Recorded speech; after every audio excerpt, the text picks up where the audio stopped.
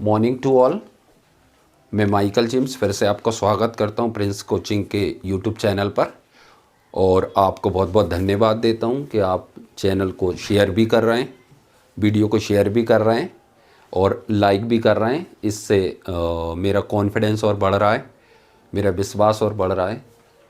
और आज के इस क्रम में, आज का इस वीडियो में सबसे पहले हम प्रैक्टिस करेंगे। जैसे बार बार यही हम कोशिश कर रहे हैं ना जोर देने की, भाई प्रैक्टिस बहुत ज़रूरी है। तो प्रैक्टिस कैसे करना है, बस एक ही स्ट्रक्चर लिया हुआ है, सब्जेक्ट और फिर वर्ब फर्स्ट फॉर्म में आएगी या फिफ्थ में आएगी, फिर ऑब्जेक्ट है।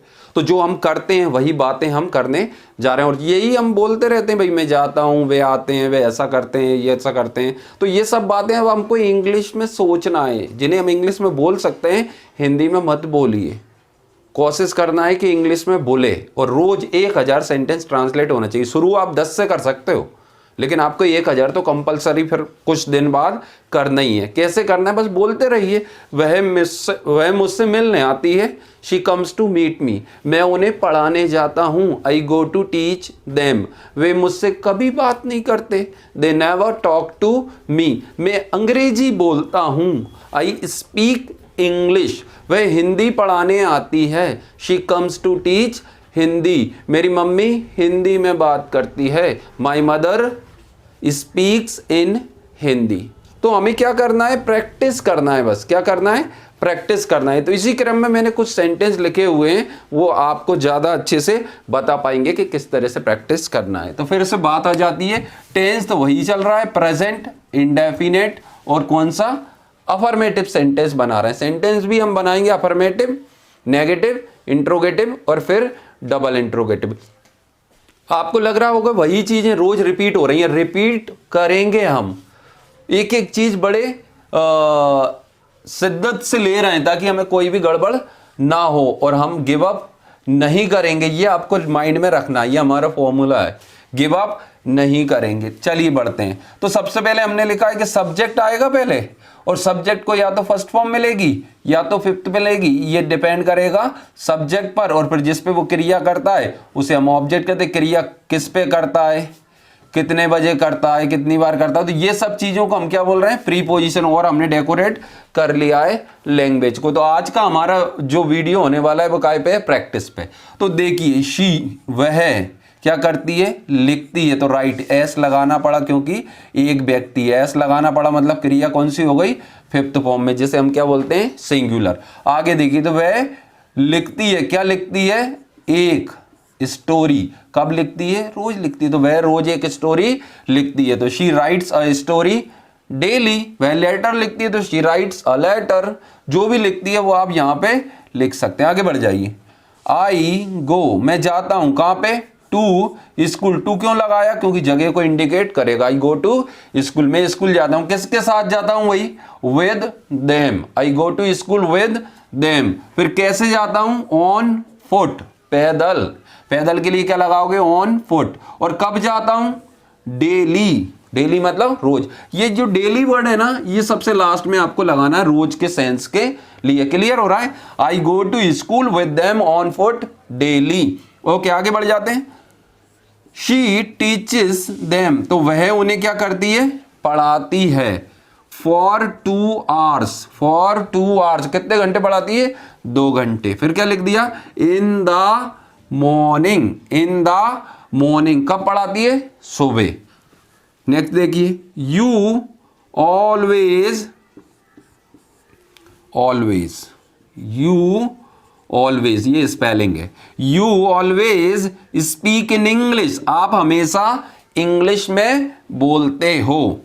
दे गो टू सेल आइसक्रीम, वे आइसक्रीम बेचने जाते हैं। In the Noon, in the नून मतलब दोपहर में। तो ये आपको क्या करना पड़ेगा, इन the morning, in the Noon, in the night, in the evening. तो ये पूरा फ्रेज आएगा, ठीक है, क्लियर है। सुबह का कहना है तो इन द मॉर्निंग, दोपहर का कहना है इन द नून, शाम का कहना है इन द इवनिंग, रात का कहना है इन द नाइट। क्लियर है, आगे बढ़ते हैं।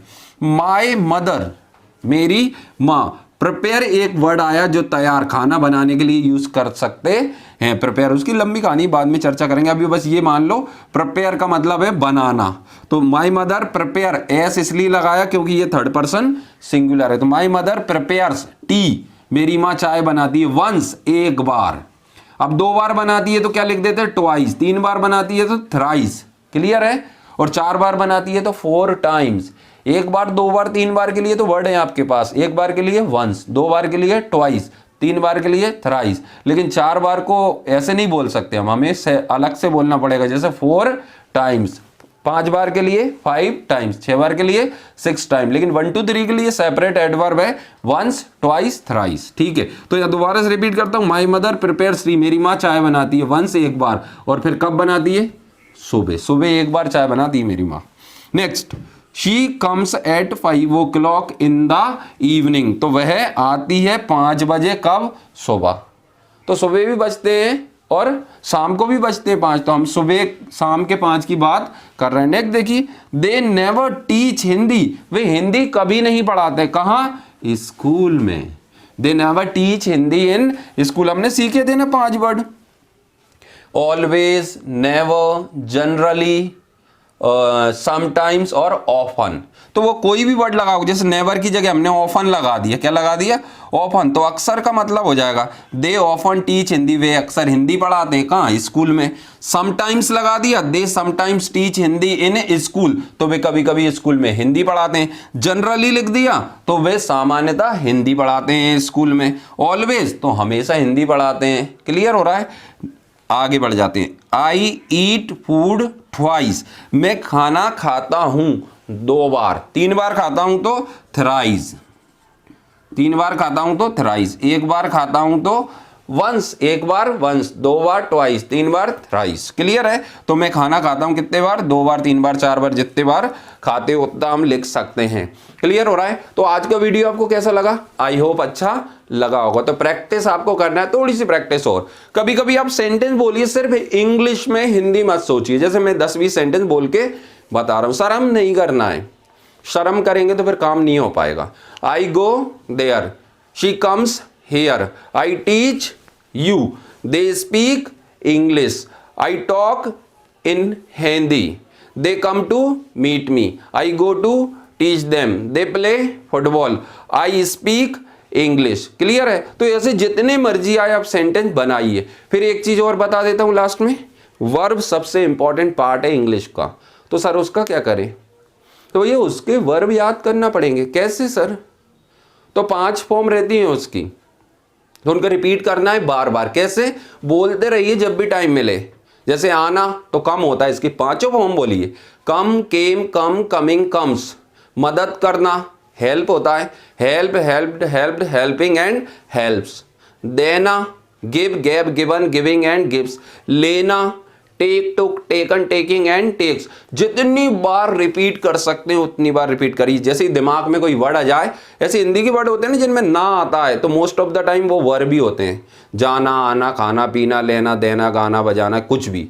तो आपको उसके इंग्लिश वर्ड ढूंढना है और फिर उसके पूरे 5 फॉर्म बोलना है।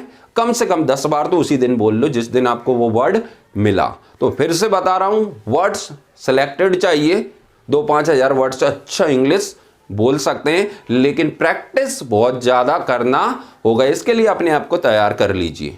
आई होप आप बिल्कुल तैयार हैं अब प्रैक्टिस करने के लिए, तो फिर हमको कोई नहीं रोक पाएगा। Now we are going to close this video. Thank you, have a nice day.